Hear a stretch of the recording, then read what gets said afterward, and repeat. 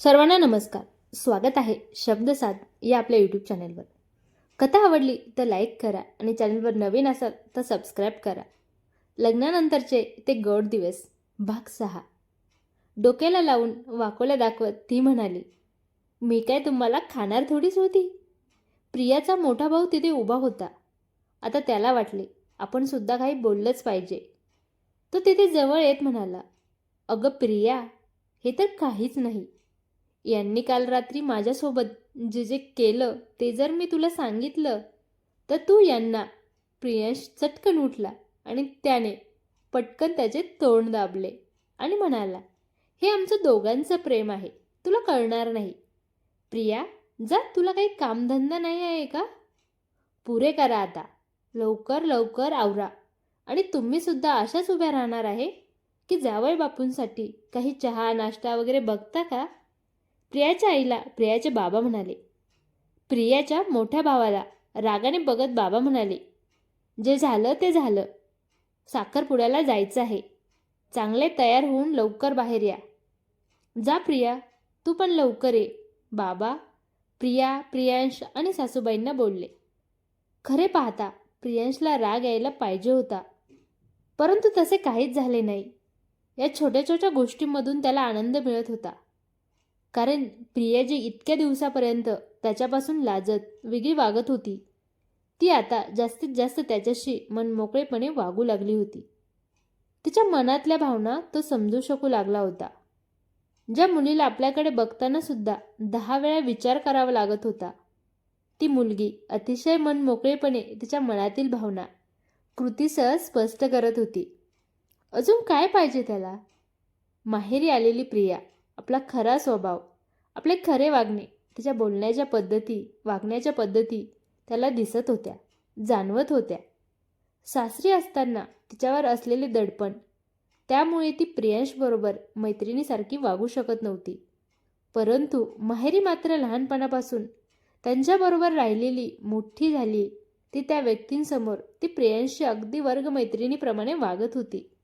आणि तो सुद्धा त्या नवीन घरामध्ये परकेपणाची कोणतीच भावना न ठेवता आपल्या स्वतःचं हक्काचं घर आहे असंच वागत होता. कुठेच मान अपमान होत नाही याची कुणालाच जाणीव करून देत नव्हता. नाहीतर जावई किती त्रास देतात हे त्याला सुद्धा माहिती होते. मान मिळवत नसला तरी मान मिळवण्यासाठी ते कोणत्या थराला जाऊ शकतात. प्रियांच्या बहिणी माहेरी यायच्या आपल्या नवऱ्याला घेऊन. त्यावेळेस त्यांचे नवरे ज्या पद्धतीने प्रियांशी वागत होते त्या पद्धतीप्रमाणे त्याने ठरवले होते की आपण आपल्या बायकोच्या माहेरी जेव्हा जाऊ, आपण मुळीच तिच्या घरच्या लोकांशी तसे वागायचे नाही. हे त्याला स्वतःच्या बहिणींचे लग्न झाल्यानंतर कळाले होते. तेव्हा चला प्रियांशराव, आता लवकरात लवकर आपल्याला आपल्या बायकोबरोबर तिच्या मैत्रिणीच्या साखरपुड्याला जायचे आहे.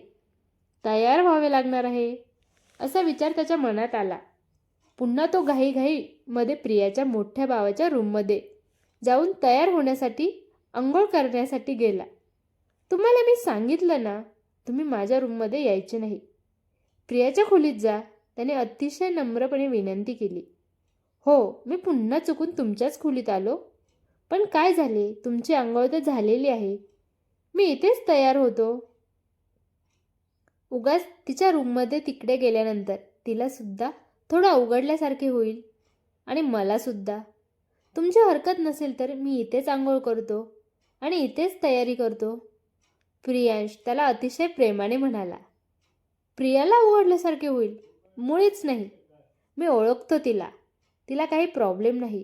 पण तुम्हाला मात्र होणार हे मला नक्की माहिती आहे. ठीक आहे ना, काही हरकत नाही. तुम्ही माझ्या खोलीमध्ये, इथे बाथरूममध्ये आंघोळ करू शकता आणि इकडेच तयारी करू शकता. मला काही प्रॉब्लेम नाही. माझे लग्न होईपर्यंत माझी खोली मी कुणाबरोबरही शेअर करू शकतो. हां, लग्न झाल्यानंतर मात्र माझ्या खोलीत तुम्हाला परवानगी नाही. तर हसतच म्हणाला, तुम्हाला कसे लग्न करायचे आहे? लव्ह मॅरेज करायचे आहे की अरेंज मॅरेज करायचे आहे? कशी मुलगी पाहिजे आहे? सगळं मला सांगून ठेवा. मी बघतो माझ्या गावामध्ये असली कोणी मुलगी. तुम्हाला पाहिजे तसे तर सांगतो. प्रियांश आपल्या बॅगमधले कपडे व्यवस्थित बाहेर काढत म्हणाला. त्याने आश्चर्याने प्रियांशकडे बघितले आणि म्हणाला, अहो, आपली सर्व सेटिंग झालेली आहे. प्रियाच्या लग्नासाठी थांबलो होतो. आता तिचे लग्न झाले. पुढच्या वर्षीच मी सुद्धा बोहल्यावर चढणार आहे. बाप रे, म्हणजे तुमचं सगळं मस्त. छान. लग्नाआधी प्रेम. अगदी तंतोतंत कमी शब्दामध्ये बोलत प्रियांशने आपले मन व्यक्त केले. हो, आपल्या लग्नाआधीच सगळं झालेलं आहे. आपल्याला काही प्रॉब्लेम नाही. तिचीच गडबड चालू आहे म्हणून लग्नाची थोडी घाईच होती. आता काय, प्रियाचे लग्न झाले. आता तिला माहिती आहे आपले सुद्धा लवकरात लवकर लग्न होणार, म्हणून तिने सुद्धा लग्नाचा तगादा थोडा मागेच घेतला आहे. तो प्रियांशला म्हणाला. लग्नाआधीचं सगळं? अगदी जोर देत प्रियांश म्हणाला. तुमचं लग्नानंतर सुद्धा नाही झालं ना? आणि आमचं बघा, लग्नाआधीच सगळं झालं. तो जोरात हसत म्हणाला. प्रियांशने काहीच उत्तर दिले नाही. सरळ बाथरूममध्ये आंघोळीसाठी निघून गेला. अंघोळ करत असताना त्याच्या मनामध्ये विचार येत, खरंच मी साधा राहून गेलो का? लग्नाच्या आधी बऱ्याच वेळा बऱ्याच ठिकाणी आपल्याला सुद्धा अनेक मुली भेटल्या. अनेक मुलींनी आपल्याला चान्ससुद्धा दिला होता. अगदी किसपर्यंत बऱ्याच ठिकाणी गोष्टी चालू झाल्या होत्या. परंतु आपण आत्तापर्यंत एखाद्या मुलीला स्पर्शसुद्धा केलेला नव्हता.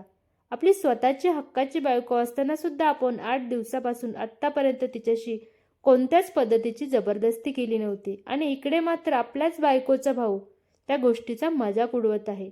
आपल्या प्रामाणिकपणाबद्दल लोक आपल्याला हसत आहे याची जाणीव त्याला होत होती. परंतु खंत मात्र होत नव्हती, कारण हा प्रामाणिकपणा नक्कीच त्याला आयुष्यामध्ये फार कामी येणार होता. आणि एका शिक्षकी पेशा असणाऱ्या व्यक्तीला हा प्रामाणिकपणा त्याच्या संसारामध्ये, त्याच्या चारित्र्यामध्ये नेहमीच असावा असे त्याला वाटत होते. कारण पुस्तकांनी माणूस घडतो आणि घाणेरड्या विचारांनी माणूस बिघडतो हे सुद्धा त्याला माहिती होते. अंघोळीचा पाण्याचा आवाज येत नव्हता, म्हणून प्रियाच्या भावाने प्रियांशला मोठ्याने आवाज दिला. काय हो, परत त्या बाथरूममध्ये झोपला की काय? करा लवकर आंघोळ. ती प्रिया वाट बघत आहे बाहेर तुमची.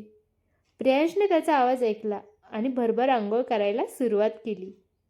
10-15 मिनिटांमध्ये तो तयार होऊन हॉलमध्ये जाऊन बसला. प्रिया, जावई बापू तयारी करून खाली आले सुद्धा. तुझा मात्र अजून नट्टाफट्टा चालू आहे. लवकर ये, खाली ते वाट बघत आहेत. प्रियाची आई प्रियाला जोरात आवाज देत म्हणाली. हो आई, येते खाली. वाट बघतोय तर बघू दे. त्यांना सवयच आहे वाट बघायची. प्रिया पुन्हा प्रियांशला चिडवण्यासाठी म्हणाली. प्रिया, बाबा आले ना तर बाबा तुलाच रागवतील. मी तुझी बाजू घेणार नाही. तेव्हा येते का खाली की आम्ही दोघे जाऊ सांग? लवकर चला ओ, जावई बापू येईल मागून तिच्या भावाबरोबर. प्रियाची आई रागामध्ये म्हणाली. आई, तुझ्या दादाबरोबर. मी आणि प्रियांश येतो मागून. प्रियासमोर आलीच नाही, पण जोरात ओरडून आहे तिथूनच तिने आवाज देऊन सांगितले. प्रियांशला ते ऐकल्यानंतर खूप आनंद झाला. चला, घरातील सर्व मंडळी निघून जातील आणि घरात फक्त मी आणि प्रिया. विचार एक नुसतं मनात येताच त्याचा चेहरा लालबुंद झाला. जावई बापूकडे बघत प्रियांची आई प्रियांशला म्हणाली. तुम्ही एवढे लाजत का आहात? तुम्ही पूर्ण लालबुंद झाले आहात. जरा सांभाळूनच राहा. फार आगाऊ आहे आमची प्रिया. ती एवढी जोराने वेगाने गाडी चालवते, जणू गाडी नाही विमान चालवते. तुम्ही तिच्या हाती स्कूटी बिलकुल देऊ नका. तुम्ही स्कूटी चालवायची. ती कितीही गोड बोलली तरी ऐकायचं नाही. प्रियांशला सासूबाईंचे बोलणे ऐकून जास्तच आनंद झाला. अरे वा, म्हणजे ती आणि मी एकाच गाडीवरून जायचे आहे. त्याने न बोलता फक्त नंदी बैलासारखी मान हलवली आणि लवकरात लवकर सासूबाई जा असा इशारा केला. सासूबाईंना मात्र प्रियांची फार काळजी वाटत होती. त्या एक एक गोष्ट प्रियांशला सांगत होत्या. प्रियांशला आनंद होत होता. साखरपुड्याला त्याला जायची इच्छाच नव्हती, परंतु तसे सांगूसुद्धा शकत नव्हता. प्रियाचा मोठा भाऊ आला आणि त्यांच्याबरोबर प्रियाची आई निघून गेली. आता घरामध्ये फक्त प्रिया आणि प्रियांश. प्रियांश मनातल्या मनात विचार करत होता, काय करू? असंच इथे हॉलमध्ये सोफ्यावर बसून राहू की वर बेडरूममध्ये जाऊन तिला विचारू अजून किती आवरायचे बाकी आहे? नको, असे बेडरूममध्ये जाणे योग्य नव्हे. मी इथेच बसून तिची वाट बघतो असा विचार त्याच्या मनात आला आणि तो घड्याळाकडे बघत तिथेच बसून राहिला. अर्धा तास झाला तरी अजून प्रियाचा आवाजही येत नव्हता आणि ती स्वतःसुद्धा येत नव्हती. आता काय करू? कशी वाटली कथा कमेंट करून नक्की सांगा. आवडली तर लाईक करा आणि चॅनलवर नवीन असाल तर सबस्क्राईब करायला विसरू नका. धन्यवाद.